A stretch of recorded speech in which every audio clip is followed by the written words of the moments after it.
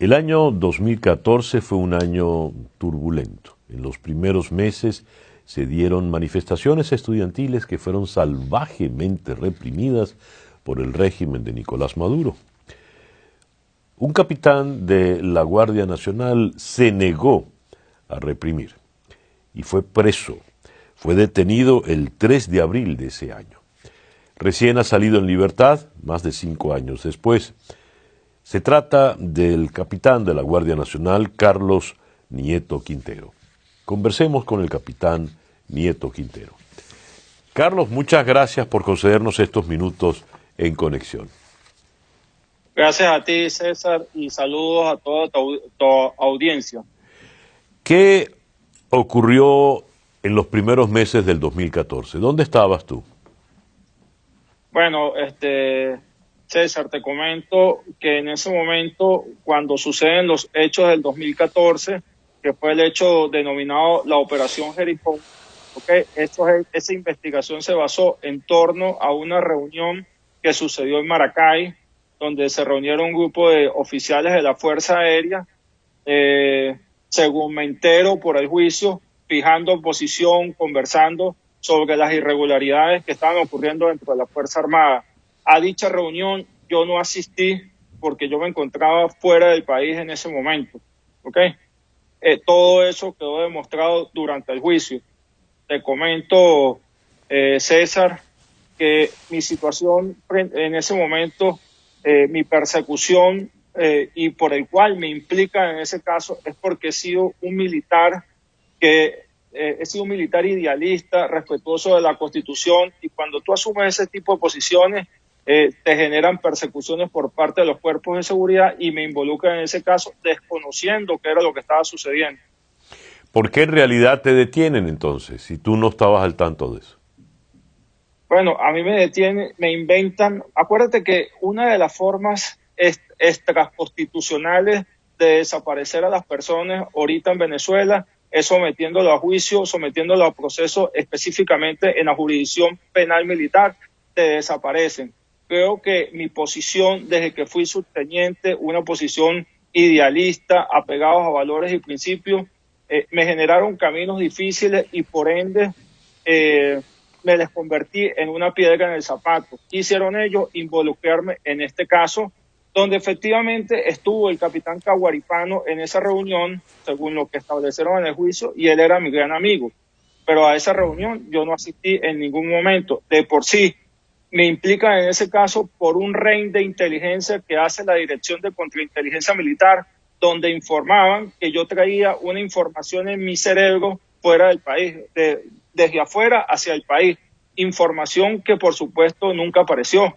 Yo fui sentenciado 5 años, 4 meses, sin testigos, sin pruebas, sin nada que me involucrara dentro de ese caso. Y aprovecho tu programa, César, para retar al gobierno nacional, al ilegal presidente Maduro, a que si llegan a encontrar la mínima prueba que me involucre con ese caso, me entrego a la justicia venezolana. Carlos, primero te secuestraron, fue un falso secuestro por parte de la DGCIM, ¿cierto? Cierto, fue un falso. ¿Cómo fue eso? Yo me encontraba, venía llegando al país, tenía apenas un día de haber llegado y me encontraba en Plaza de las Américas con mi esposa y mi hija. Mi esposa estaba embarazada para ese momento. Llegaron unos ciudadanos vestidos de civil y me dijeron, ¿usted es el capitán Nieto? Yo sí, está detenido. Les pedí boleta de captura y no tenían. Entonces se generó una discusión y ellos sacaron sus armas y en función de que estaba delante de mi esposa y de mi hija, me tuve que entregar. Ellos me llevan a la Dirección de Contrainteligencia Militar, la cual conozco porque estas persecuciones no son de ahorita, vienen de muchos años atrás.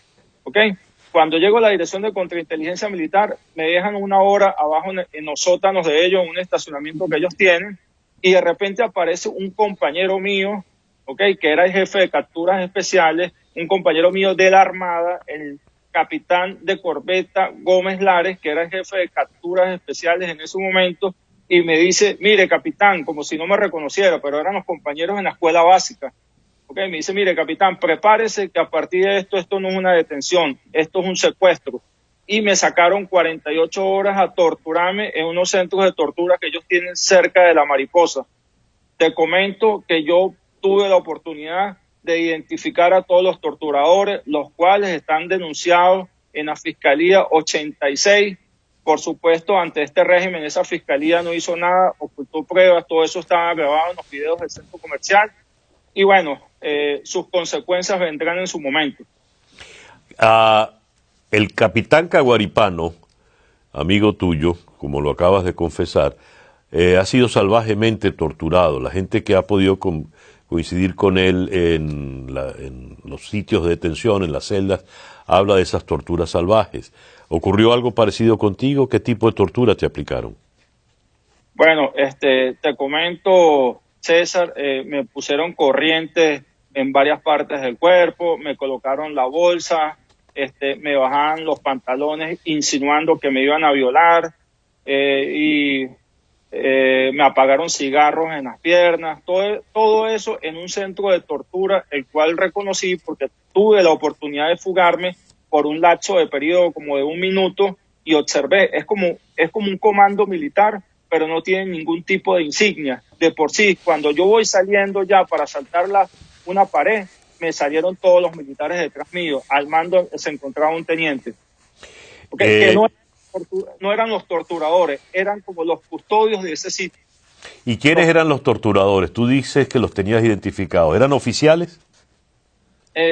Como te dije, el jefe de la comisión era el compañero mío, el capitán de corbeta Gómez Lares, y el resto de los funcionarios, entre uno de ellos, me acuerdo que se llama el agente Camarillo, fueron los mismos que luego aparecieron en la medicatura forense con la boleta de aprehensión legalmente, después de que me dejan abandonado a mí en la Cota 1000 y me rescata una supuesta comisión de la Guardia del Pueblo.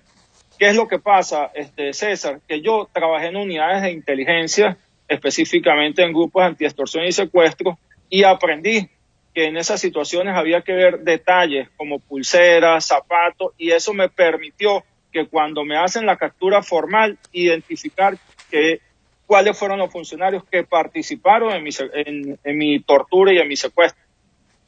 Carlos, cuando te presenté dije que te habías negado a reprimir las manifestaciones de abril del 2014, pero tú no estuviste entonces en ningún caso en ese tipo de represión.